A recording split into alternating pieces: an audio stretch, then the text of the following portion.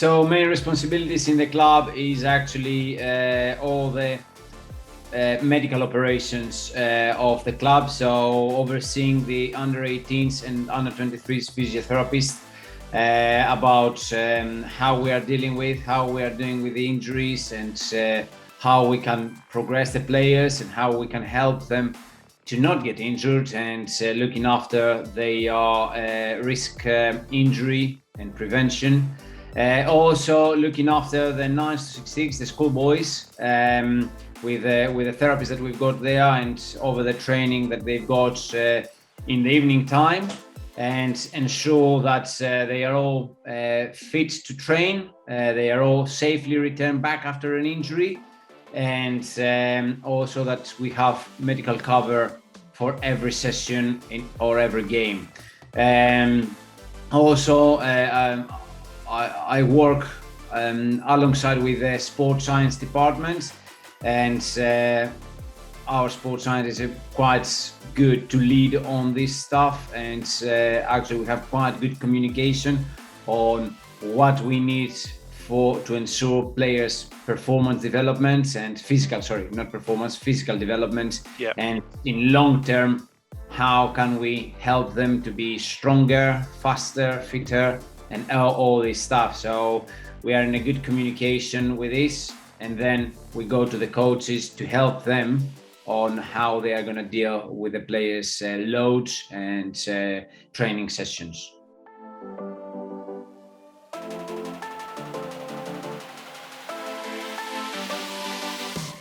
So as a club structure, we have quite a lot of stuff in our department, I would say.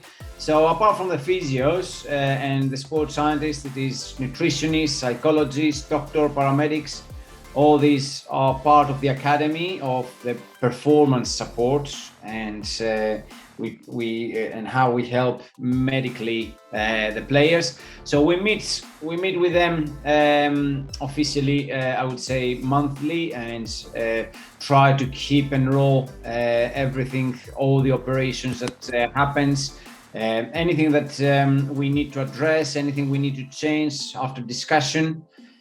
Also, the communication with the under 18s physio and the sports scientist, under 18s or 23s physio and the sports scientist is pretty much daily, because we need to know how the players are progressing every day, because they are full-time players. So what is the plan of the day? What are they going to do today? What are they going to do over the week? What is the plan for them to play on Saturday or Sunday? So little things like that, we discuss them daily, and we see about progression, and we see how they go. Apart from that, my role requires management of the department. So we have management team for the academy, and we meet, the head of the departments, we meet pretty much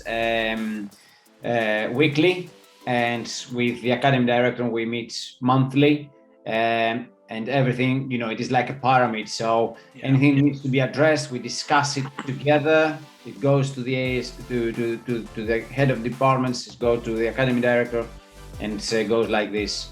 I forgot to mention the everyday meetings actually with the coaches as well. Apart from the sports science, we meet with the coaches for the plan of the day, what the players are going to do, what is their training style, what is the plan session, about the load, about the intensity, who is fit, who doesn't, what they are going to be, the gym look like, and what they are going to do. So little things like that, so everyone is on the same page of how we manage the players daily. With recruitment, it is a little bit different, I would say. Pretty much they are quite a lot with the coaching, and we speak with the recruitment, but not in terms of the players' development. However, I think that it might be something that we may investigate in the future and change it, because it could be worthy for them to know about how what we look like, what we look for when we see a player about their development, so they can identify a few things maybe when they are watching them and they scouting them. So basically what they know, it is about medical stuff that we need to know. So we are close, whoever is coming in to the building to do training, so needs to have a medical form that ensure that it is safe to train. And so we are quite in contact of how many players are new in the system, how many new boys are training tonight, for example. Yeah. And after that is about style of the player, what we need as a player, and it comes through the coaches basically. But we say to the recruitment that, look, the player that you brought in has these problems, for example. We might be able to sign him, or we might not be able, because the risk of injuries could be quite high. So we don't risk it.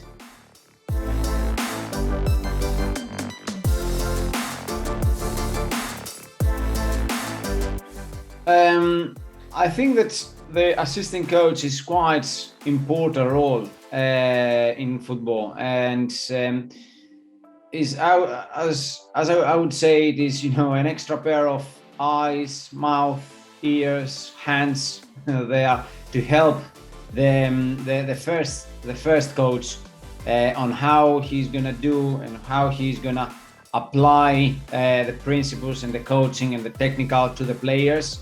He can actually give a quite good input to the players of what is happening and a different view. For example, this goes under the discussion on our meetings between medicals, between sports science, between all the coaches. Like it is more voices and more actually thinking about a player and how we can help the player. So it is very, very important to have a coach, to have an assistant coach with him, of how he's gonna plan a session, and also how he's gonna deal with the game. Apart from that, is like that's a lot of the times that you cannot train with all the boys. Like you might have 22 people training on the same day. You can't put them all together on the same stuff. So you need to train, you need the strikers to focus on one drill, the midfielders to focus on something else, defenders and everything. So you can actually split out the players much better. So more people, they can actually have the full amount of training on the same time. So this is quite important as well. So, and I have seen from experience that when it is only one coach in a team, usually he struggles a little bit, because everything goes to him, everything relies to him. So it's not easy for him to do absolutely everything. When it is two, all the workload is shared and helps quite a lot for the player's progression as well, not only for the coach.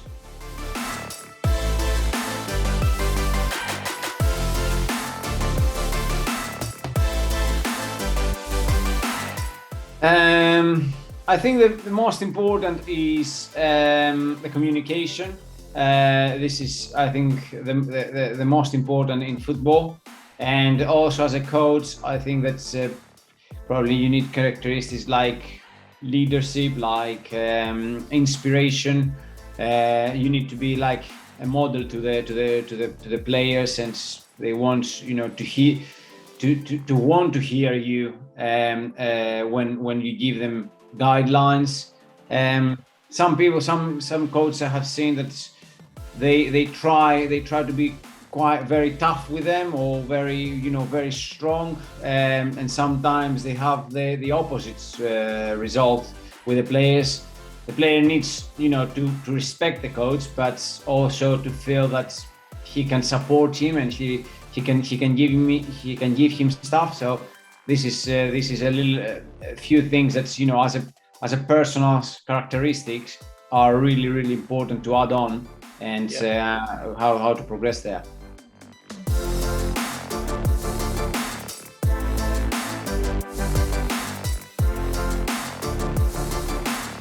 The first coach focus on the formation, the second coach focus on the set pieces. and which is irrelevant, with what formation we play. You always have set pieces, so you always have 11 players. You need to defend. It doesn't really matter if we play 4-4-3-3 or 3-5-2 or whatever it is. You know what I mean? So it is little things that you can split and share the workload as a coach is very, very important.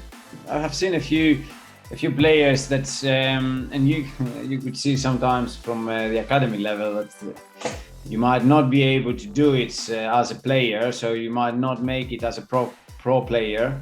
However, you have quite a lot of insights, information. You can read the game, so you're probably gonna be a good coach. So you need to be as an assistant, and especially we use it as exit routes as well for the boys that they don't make it as pro contracts. So they focus on their coaching badges and to be as assistant coach, and they know that they need to start as an assistant because they don't know everything, so they need to learn a little bit more about the football and about how to deal with situations. So as an assistant coach, it's great for them and great experience for them.